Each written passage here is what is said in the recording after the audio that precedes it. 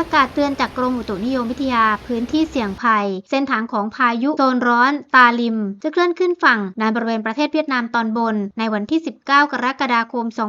2566 หลังจากพายุตาลิมเคลื่อนขึ้นฝั่งหย่อมความกดอากาศต่ำที่จะก่อตัวบริเวณทะเลจีนใต้จะส่งผลกระทบต่อประเทศไทยเกิดแนวร่องมรสุมพาดผ่านประเทศไทยอย่างต่อเนื่องปริมาณฝนจะเพิ่มมากขึ้นและหย่อมความกดอากาศต่ำกำลังแรงดังกล่าวจะเคลื่อนขึ้นฝั่งที่ประเทศเวียดนามทำให้ประเทศไทยได้รับผลกระทบมีฝนตกหนักถึงหนักมากแนวร่องมรสุมยังคงพาดผ่านประเทศไทยไปจนถึง 31 กรกฎาคม